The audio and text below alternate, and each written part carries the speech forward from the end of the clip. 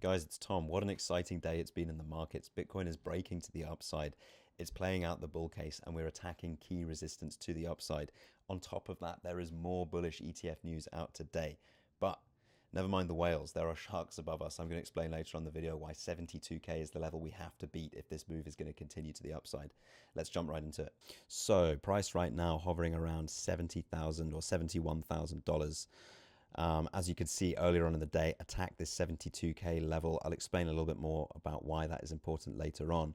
What I first want to draw your attention to is this trend line that we mentioned in yesterday's video. So what's happened today and yesterday is we've broken above that, retested it, and now we're moving away to the upside, although admittedly cooling down in the last hour or so. And on the 4-hourly chart, really nice break of this downwards trend line across the tops, which has been respected around 5 times now.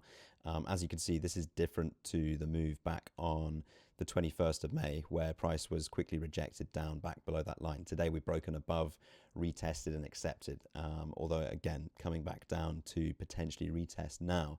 The other thing that sticks out on the 4-hour chart is the SR flip of this daily high put in on the 24th of May. So as you can see, broke above that high, retested, and then moved away to the upside. Now, if I just zoom out again to the daily chart, you can see that this 72k level is key for another reason, and that is to validate the continuation of the uptrend we've been in since the low put in on the 1st of May.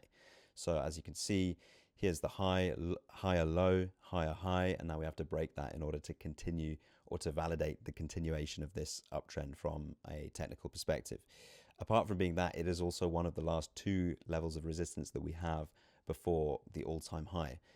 The second one, of course, being up here at 72.7. Now, yesterday we looked at the Bitcoin exchange liquidation map by CoinGlass to explain the potential bear case or what could happen if price fell below $67,000.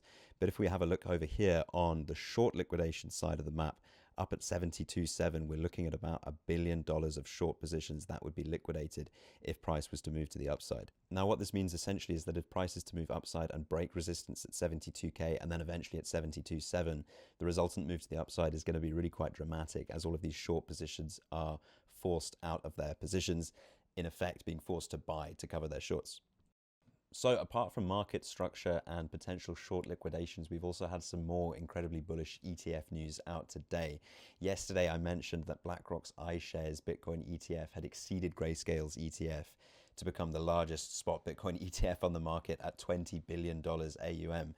That's actually the fastest growing ETF product ever in the history of all ETF products, which I think says something on its own about the institutional appetite for Bitcoin investment products. So yesterday also marked the first day of trading for Australia's first spot Bitcoin ETF.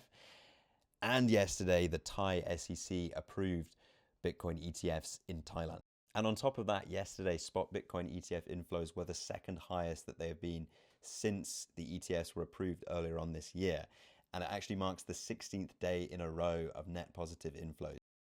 So in addition to all of that, yesterday spot Bitcoin ETFs had their second largest day of net inflows since the spot Bitcoin ETFs were approved earlier this year. It also marked the 16th consecutive day that there have been net inflows. So as you can see here, $886 million worth of inflows into the Bitcoin ETFs yesterday, and that marks the 16th straight day in a row of inflows. That's nearly $1 billion worth of net inflows into the Bitcoin spot ETFs. Positive Bitcoin ETF inflows are bullish for 2 reasons. Number one, you've got headlines like the one I just read, which essentially just build positive sentiment in the whole market by signaling to everyone institutions are mega bullish on Bitcoin. Number 2, you've got the buy pressure that's actually exerted by those ETFs having to go out to the market and purchase spot Bitcoin to build up their positions. So if you look here at this tweet from Skew, considerable TWAP spot bid behind price all of yesterday until late US session. Typically consistent TWAP spot buying via Coinbase has been spot ETF related. So what he's referring to there is the way that the ETFs tend to buy Bitcoin based on TWAP. TWAP being time-weighted average price. Essentially, the reason that sort of buying is characteristic of the ETFs buying spot is because it's in their best interest to make the minimal amount of price impact on Bitcoin for the day. Reason being, those ETFs essentially need to go out and purchase spot Bitcoin at the best price possible to back up shares of the ETF and keep net asset value aligned with the price of Bitcoin. So on top of that incredibly bullish ETF news, we've also got upcoming data for both employment and inflation from the US on the 7th of June in just a couple of days' time for employment, and the 11th of June for CPI. Of course, the last time we had positive CPI surprise was back on the 15th of May, and we printed a huge day after that. So that could just be the next thing that gets us over the line and pushes us up beyond resistance. But that being said, let's just rewind a few steps and come back to that first level that we have to cross, which is this 72K resistance that I mentioned at the start of the video. Now, if we look over at Bookmap, you can easily see my metaphorical shark lurking up at 72K, okay? Look how dense the ask is up at 72K. Right now I'm on BTC USD Multibook, which is an aggregate of a number of different spot exchanges. If we look at Binance BTC USD, we see exactly the same thing, right? Massively dense ask up here, pretty much on the money at 72K. Now, for the uninitiated, what Bookmap shows us is essentially a visual representation of limit orders in the order book. Now, as we know, prices don't actually move because of drawings on a chart. Prices move because of people buying and selling the asset in the market.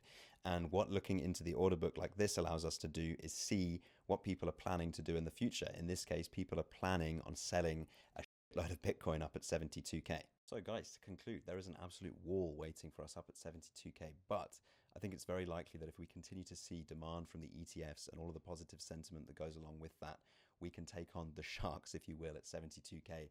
And once we break through that level, things start to get really interesting because we are at prices where we're going to start liquidating short positions and we're at all-time highs. So any subsequent moves to the upside from there could be very, very dramatic.